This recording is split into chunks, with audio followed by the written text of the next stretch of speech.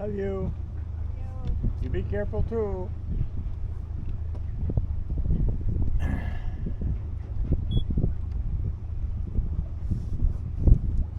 So we're taking the boat out for the winter. If you look around the edges there, you can see we got quite a lot of dirt showing. Water level's down pretty far. The Boston Whaler is sitting on the ground, front and back.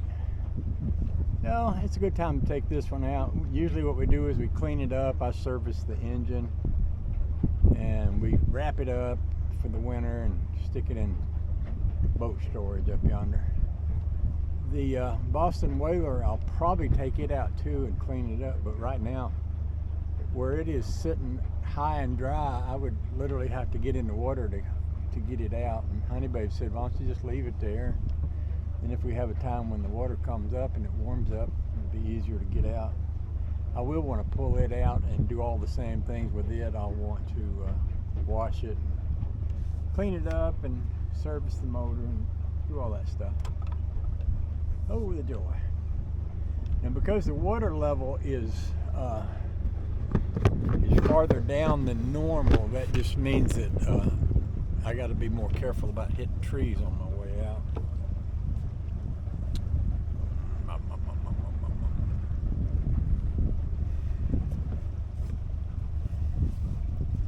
Honey Babe's gonna drive the truck over to the ramp, over to the boat ramp, and get it out over there. Spider webbage.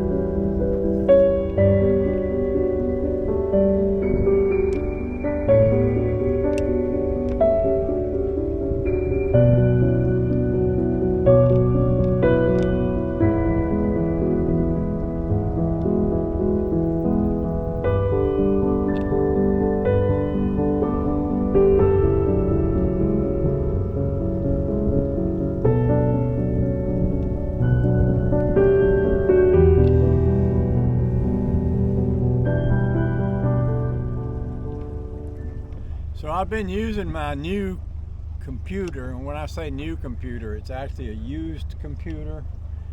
Came from a place out in California. That's pretty much what they do, is sell. I think they sell used computers. I guess I don't know if they refurbish them or just go through them and pronounce them to be good. Put a year's guarantee on them. I expect it to last longer than a year. Cost me $825. That's for a MacBook Pro with an M2. What do you call it? And they got different names for the different processors, and the M series seems to be the latest and the greatest thing. I could have and almost did accidentally buy a MacBook Air with an M4. Now that was $970, and this is a 2022 with an M2, which is 2 M's before the current fastest one, for $825. That's not too bad.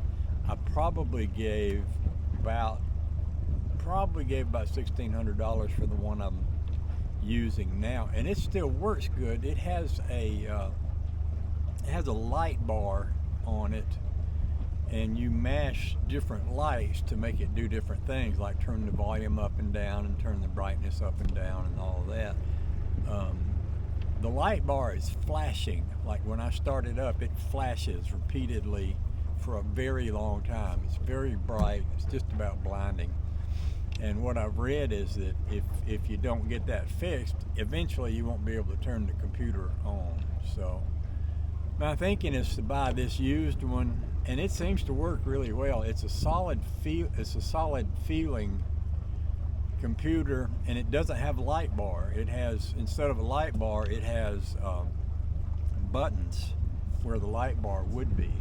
So apparently, they, on this particular newer model, they eliminated the light bar altogether, which is probably a good thing if that's where I'm having trouble. The other thing I've got going on is I've got apparently a busted speaker, because my speaker rattles. Y'all might remember back in the old days, if you had a car with a speaker in the back window and it was, or up in the front in the dash, and it was broken, it would rattle. My speaker rattles like that. A lot of trees out here. The shallow water brings out more of the trees. You can see more of the ones that you can see, but the ones you can't see are just a little closer to the bottom of your boat. So it's a good place to be careful going in and out of here. So I'm thinking I'll use the one that I just bought. Doesn't have, like, the one that I have's got 2 gigabytes. The one that I bought has like a 516 Gs, whatever that. I don't know how that all adds up, but so what I plan to do is make videos. Well, first thing I plan to do is get my old one repaired if it's possible, and then I might use one to make videos and make one to do email and stuff like that, with I don't know, might do something like that. Or I might just use one and set the other aside until, in case I ever need it again. I think if as many videos as I make, and if you've looked at my site, you've probably noticed that I've got something like about 20,000 videos in since '09, so that's been about 15 years. So I'm making many thousand videos a year. We'll just say that. I used to see right here where the trees are. See, if I turn y'all around where you can see, I'm going out through here. I think usually I go over there. I just nudged up against one right there. So I'm actually coming out a little further than I normally would here. And you see how many trees are in that. Once I get past this one, I'll head directly for that marker out there. That is a shallow spot out, you see sticking out up there with the grass up on it. Well, that's a real shallow spot that sticks out for a long ways. So I can't afford to get too close to it. So what I need to do is head toward the trees that you can see here, and then turn back toward the pole there when I get up to that point.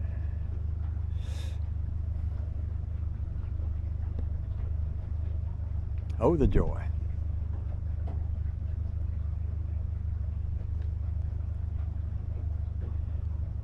Seems to be another boat on the other side of the river. I can see something reflecting the light up there. I would like to keep using the Boston Whaler because, you know, if there's a nice day, I'd like to jump in it and ride around and still make videos. I've made a goodly many videos this summer, and it's been a great summer, by the way. I've really enjoyed this summer. I've enjoyed the time on the water with the boat. I've enjoyed the time with the hot rods and the car shows, and, you know, selling the Rambler. And I did a lot of work on the Rambler. I put that little 283 in it. I saw Leon at a car show the other day, and he's extremely happy with the Rambler. He's enjoying it a great deal, and he's very grateful to me for selling it to him. And I'm just happy that he's happy, you know. So he's happy and I'm happy. I'm happy not having it in my garage. Sometimes you can just have too many cars. I mean, I know that's like sacrilege to say that to a bunch of hot rod guys, but it's true. You can have too many. If you don't believe me, ask Rusty. There's a guy named Rusty. What's his name? He has been. I don't know if he's still doing it, but he was selling off a whole fleet of vehicles for somebody out west, and he sold a Mustang to a guy up in Canada, and they delivered it to my house while I lived up in Maine, and then sent another truck out of Canada to come pick it up because they would have had to pay a lot of taxes if the first carrier had gone over the border with it. So Rusty, not Rusty Lugnut, and it's not Rusty Dash, what is it, Rusty Dashboard? Rusty something. Of course, there's Rusty Acres. He's gone now. There's a lot of rusty people out in my life out there. I got some good friends. I love my YouTube friends. I love all of them. And I wouldn't have any of them if it wasn't for YouTube. So I've been very fortunate to have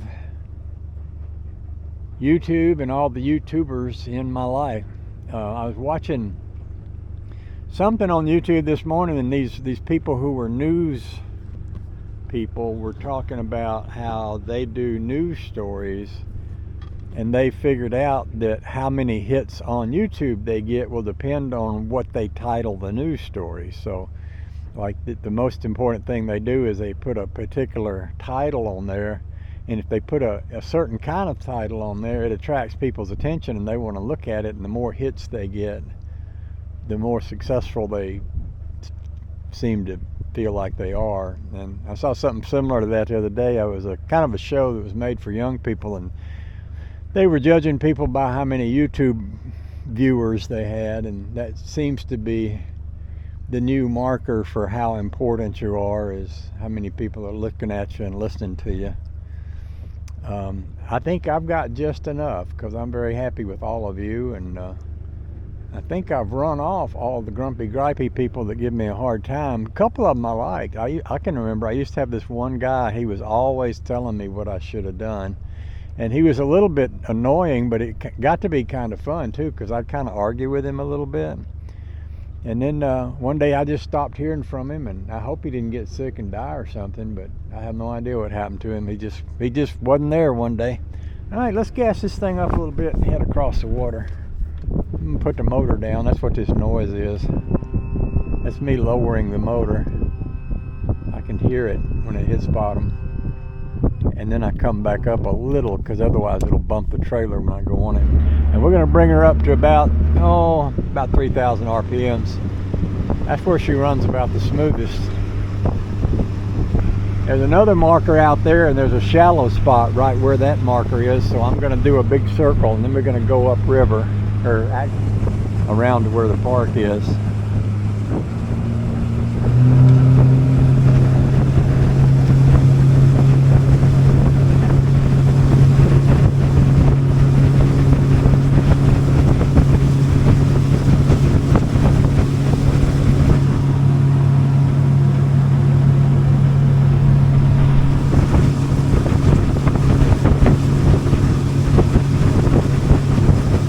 Well, I thought that was a boat over there, but it could have been that marker post reflecting. You see that thing sticking out of the water there? That's a stump. That's how shallow that is right there. So we're doing 16 miles an hour. According to this, it's 71. No, that's the temperature. According to this, that goes down to 20 feet, but I think it's probably a lot more than 20 feet here. Usually when I go this fast, my depth finder stops, and my fish finder, because I'm moving fast, it won't show me anything. So it was 20 feet back there when I started speeding up. This boat will run 25 miles an hour, which is impressive for a 25-foot boat. But you know, that's just I don't like to run an engine wide open. I like to run it a little bit less than wide open. I just feel like it's better for the motor if I don't require quite so much out of it. I got plenty of water pressure, so of course I looked at my water pump to make sure I had water coming out of the motor.